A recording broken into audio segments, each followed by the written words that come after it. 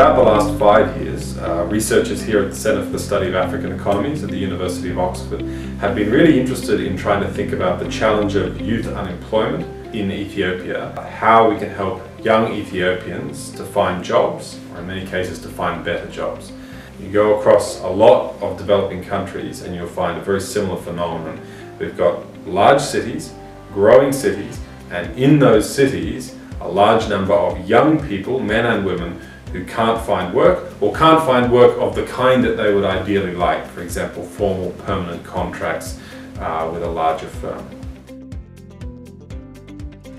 So what we've been interested in thinking about over these past 5 years is there a role for policy in developing countries to be able to improve the operation of labour markets in developing countries in order to particularly to allow young people to have a better shot at entering the workforce, hopefully in doing so also to create an increase in overall employment.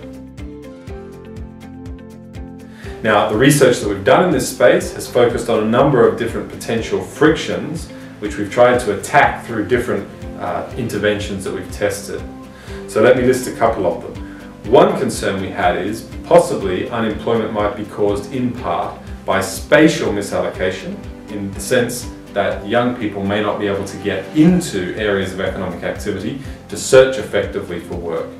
So in order to try to test this, what we did was to subsidize bus fares for young unemployed people in Addis Ababa in order to encourage them to move more often into the city centre. That's where a lot of the jobs are advertised.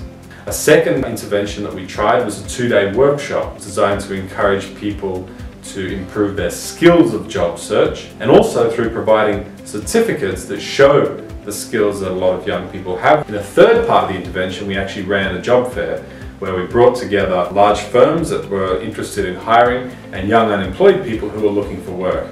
We let them chat to each other to see what kind of matches might form.